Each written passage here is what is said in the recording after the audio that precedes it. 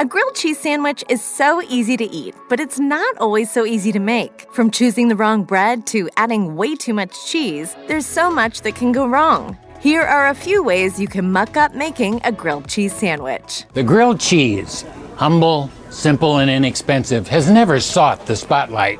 When it comes to making a great grilled cheese, bread is a lot more important than you might think. Mash talked to Devin Cameron, chef and owner of the Braised and Deglazed website, who told us, "The best bread, in my opinion, is going to be rich white bread, like Pullman loaf or brioche bread. I want soft, buttery, and golden brown edges on my bread." Jessica Randawa, chef and writer behind the Forked Spoon website, told Mashed, "I have yet to meet anyone who does not like grilled cheese sandwiches. But keep in mind that white bread contains very little nutritional value, such as fiber, which is essential for a healthy diet. White bread even has a higher glycemic index value than pure honey. Since it's grilled with yummy cheese, the kids probably won't even notice the difference in bread." Some cultures are defined by their relationship to cheese.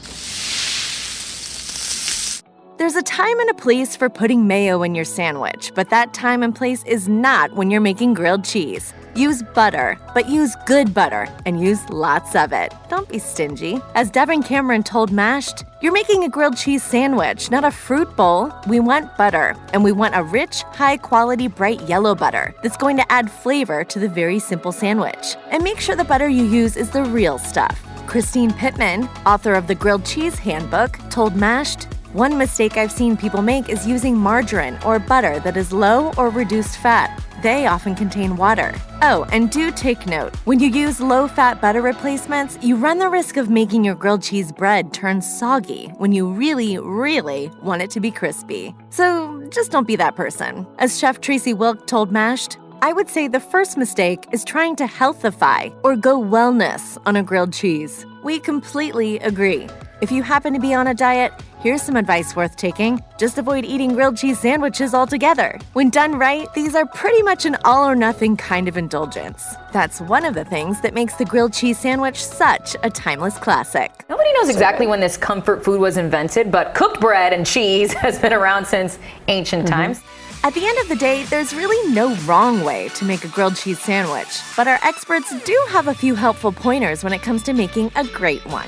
It's very important to choose your cheese with the utmost care. Chef and Wisconsin foodie host Luke Zahm told Mashed in no uncertain terms, "While I don't usually put out a pepper jack on my cheese boards, I'm a purist snob, I know, I do love the subtle spice in a sandwich. But if you're going to choose just one cheese, do yourself a favor and make it a superior one." As Chef Tommy Stribling told Mashed, "We use a local Toma cheese from Point Reyes Cheese Company. Toma is a traditional Italian-style cheese that is excellent for melting." You better believe we'll be giving that recipe a whirl, and soon. What could possibly go wrong? Dad? Yeah? Well, wait till... This is cold and the cheese isn't hardly melted down. I've got a stake in this kid. Here's a question for you. Can a grilled cheese sandwich contain too much cheese? It really depends on who you ask. According to The Kitchen, too much cheese in a grilled cheese will result in unevenly cooked cheese spilling out the sides of the bread in greasy gobs. That doesn't sound very appealing, does it? The Kitchen reports that the right amount of cheese is 1/4 cup to 1/3 cup of cheese. As a general rule of thumb, stick to this amount and you're bound to create the perfect grilled cheese. Oh my god. That's amazing. It's so good. A grilled cheese sandwich is pretty much guaranteed to be satisfying, but sometimes don't you really want to kick it up a notch? It's absolutely possible if you just use a little creativity.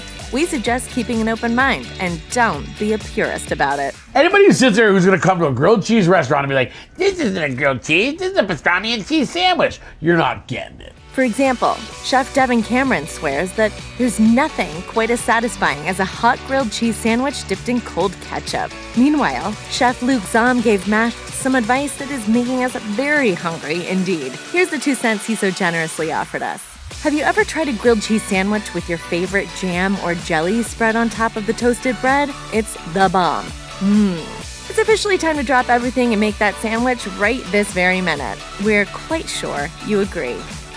Check out one of our newest videos right here. Plus, even more Mashed videos about your favorite foods are coming soon. Subscribe to our YouTube channel and hit the bell so you don't miss a single one.